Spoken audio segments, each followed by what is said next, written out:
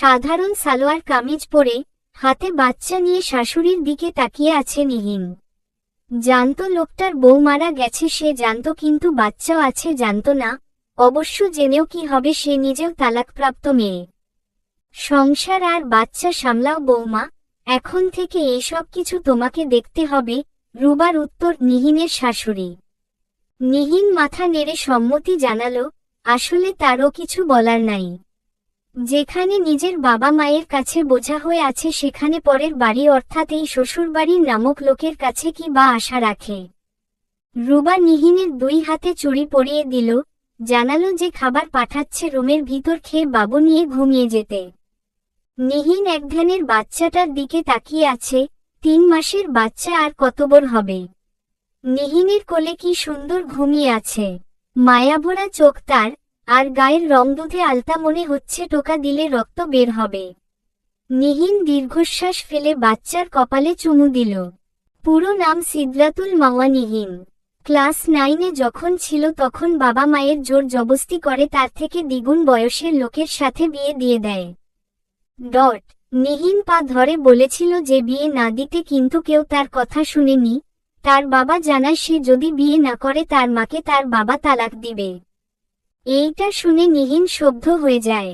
নিজের বাবা মায়ের সংসার বাঁচানোর জন্য নিজেকে বলি দিয়ে দেয়। নিহিনের আকদ হওয়াতে সে বাবার বাসায় থাকত, কিন্তু নিহিনের স্বামী জুবায়ের, সে আসা যাওয়া করত। জুবায়ের 5 পাশও ছিল না, মাথায় তার চুল ছিল না। একটা ছিল, সেইটা ধনী। একদিন রাতে বিয়ের ঠিক 3 দিন পর জুবায়ের এসে নিহিনের বাসায় থাকে, কিন্তু নিহিন ওর সাথে থাকতে চায় না। ছোট মানুষ, মাথায় অতশত বুদ্ধি নেয় তার। কিন্তু তার চাচাতো বোন নিপা জোর করে পাঠায় ওর ঘরে। পাঠালো ঠিকই, ওই দিন নিহিনের ইচ্ছার বিরুদ্ধে জুবায়ের তার শরীর খুবলে খেয়েছিল। সকালে সে উঠে দাঁড়ানোর শক্তি পর্যন্ত ছিল না। নিহিনের এই বিয়েটা এনেছিল তার চাচাতো বোন আর তার স্বামী। জুবায়ের ছিল তার দোলা ভাইয়ের বন্ধু। এইভাবে কেটে যেতে লাগলো দিন। নিহিনের সম্মতি ছাড়াই শারীরিকভাবে এটাচ হতো জুবায়ের। নিহিন যখন তার শ্বশুরবাড়ি যেত, বেড়ানোর নাম করে নিয়ে যেত জুবায়ের আর তার চাচাতো বোন। নিহিন যখন যেত তার শাশুড়ি তাকে দিয়ে পুরো বাড়ির কাজ করাতো। যখনই গেছে তাই গেছে, কখনো বাথরুম পরিষ্কার করিয়ে গোসল না করেই ওই কাপড়ে বিকাল 4টায় ভাত খেয়েছে। এইদিকে জুবাইয়েরও মানসিকভাবে নির্যাতন করত, কখনো গলা টিপে ধরত, কখনো নিহিনের বাবা মায়ের কাছে মিথ্যা বলে নিহিনকে মার খাওয়াত। 15 বছরের নিহিন এত কিছু বুঝতে পারত না, শুধু ফ্যালফ্যাল করে চেয়ে থাকত আর মারত। একদিন নিহিনকে প্রেগন্যান্ট করানোর উঠে পড়ে মরিয়ে হয়ে গেছিল, আর জুবাইরে চেয়েছিল আর পড়াশোনা না করুক নিহিন। একদিন নিহিনের ডায়রিয়া হয়েছে, ওই সময় জুবাইর এসে ফিজিক্যালি এটাচ হতে চায়, ঘরে টানতে টানতে চায়, কিন্তু নিহিনের চিৎকার দেয়াতে সবার হাজির হয়ে গেছিল। জুবাইর সবার সামনে নিহিনকে টেনে থাপ্পড় মেরেছিল।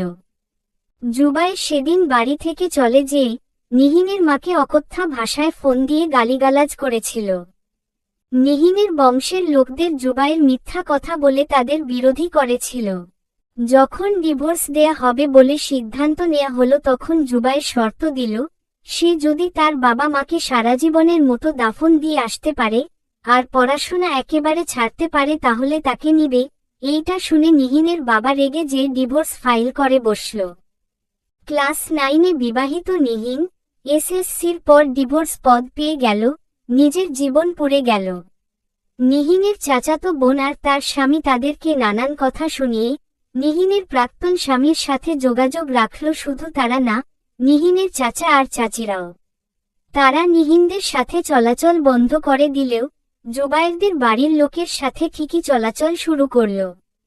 এইভাবে নিহিনের জীবনের 5 বছর কেটে গেল। সংসার জীবনে তার পা দিতে ভয় লাগে। 16 বছরের ডিভোর্স হয়ে 21 বছরের আবারও বিয়েতে আবদ্ধ হল। আজকে দেখতে এসে বিয়ে হয়ে গেছে, পরনে ছিল তার লাল 3 পিস। বাবা মায়ের কাছ থেকে বোঝা দূর হল। বিয়ে না করলে সমাজ জীবন থেকে তার নানান রকম খোঁটা শুনতে হতো। বিয়েটা সম্ভবত আগে থেকে ঠিক হয়েছিল, নয়তো দেখতে এসে একদিনে বিয়ে হয়ে যায় কি? নিহিনের ধ্যান ভাঙল বাচ্চার কান্নার আওয়াজে। ধরফরিয়ে সামলাতে যেয়ে বাচ্চাটার ঘাড় উল্টিয়ে যাচ্ছিল, আসলে সে কখনো তো বাচ্চা মানুষ করে নাই। ওই মুহূর্তে অনেক জোরে নিহিনের গালে কেউ থাপ্পড় বসিয়ে দিল আর বাচ্চাটাকে কেড়ে নিল। নিহিন ছিটকে পড়েছে, চোখে জল চিকচিক করছে। আমার বাচ্চাটা মেরে ফেলতি তুই, লোকটা বলে বাচ্চাটাকে নিয়ে চলে গেল। রুবা হন্তদন্ত হয়ে ঘরে আসলো। উনি এসে দেখল নিহিন নিচে পড়ে আছে। যা আশঙ্কা ছিল তাই হলো। নিহিনের ফর্সা গালে 5 আঙ্গুলের দাগ বসে গেছে। রুবা দ্রুত নিহিনের কাছে গেল। উঠো, আসলে তিতাস বাচ্চা নিয়ে খুব চিন্তিত তো, তাই এরকম করলো। তুমি চিন্তা করো না, রুবা বলল আমতা আমতা করে।